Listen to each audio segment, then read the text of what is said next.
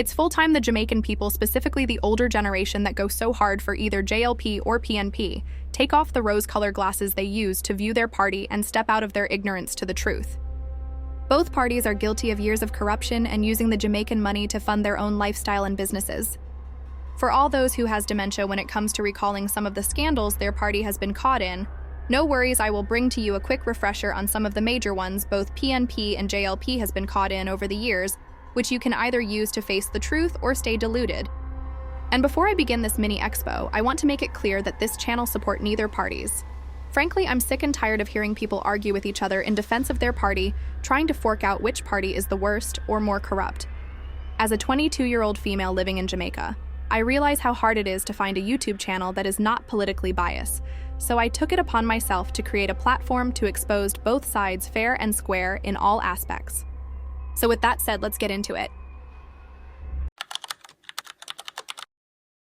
The late Minister of Mining and Energy, Horace Clarke, resigned over the scandal involving a waiver of $29.5 million in duties that Shell Company West Indies should have paid to the government on imported gasoline. He did remain a member of Parliament after the fact, with his name solicited as Jamaica's first public corrupted politician. Then Minister of State Finance Errol Ennis resigned on May 29th following revelations that at least 7 checks he had tendered to settle gambling debts had bounced. A statement was released from the office of the Prime Minister stating that he had resigned with immediate effect. Dr. Carl Blythe resigned as Minister of Water and Housing in the wake of a report from a 4-member commission that suggested that he acted improperly as minister with responsibility for the Operation Pride program. The government of Jamaica, which was PNP at the time, initiated Operation Pride as a unique method of making land legally accessible to low-income groups at affordable prices through some government subsidies. The report stated that Blythe interfered in the day-to-day management of Operation Pride schemes and openly disregarded rules. He resigned on April 13, 2002, but not before causing a ruckus in the PNP party.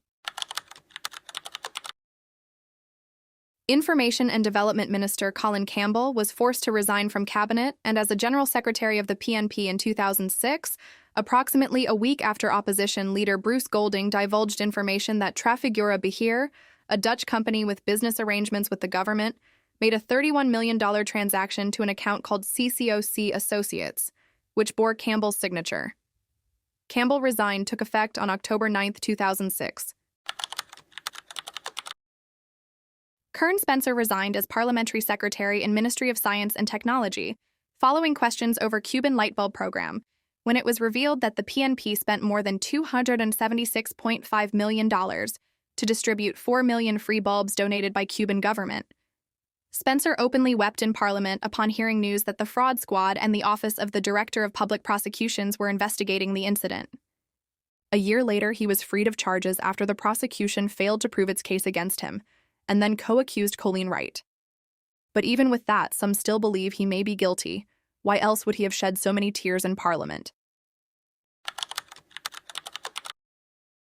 In May 2010, Government Senator and State Minister of Foreign Affairs and Foreign Trade, Dr. Ronald Robinson, resigned as Senator and Junior Minister in a wake of the Manette Phelps and Phillips affairs that dogged the government of Jamaica in relations to the Christopher Dodo's Coke extradition affair.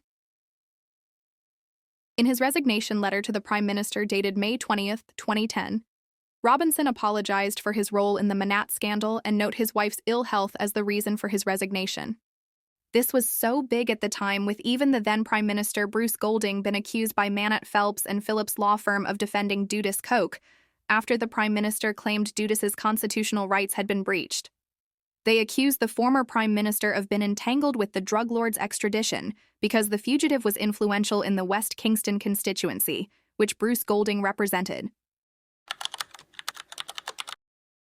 Transport and Works Minister Mike Henry submitted his resignation to Prime Minister Andrew Holness due to concerns over the management of projects by National Works Agency, NWA. Henry's resignation followed revelations that more than $60 million was spent on furniture for the NWA's office. In addition to a $102 million refurbishing project that sparked controversy when it was revealed in the Auditor General's special report on Jamaica Development Infrastructure Program. Science, Energy, and Technology Minister Dr. Andrew Wheatley resigned in the wake of scandals that erupted at state-run entities Petrojam and the National Energy Solutions Limited that fell under his portfolio. The scandal in 2018 refers to a series of allegations of wrongdoing at the Jamaican state-owned oil refinery, Petrojam. These allegations included acts of irregularity, impropriety, conflict of interest, and corruption in the award of contracts, as well as inadequate oversight and management practices.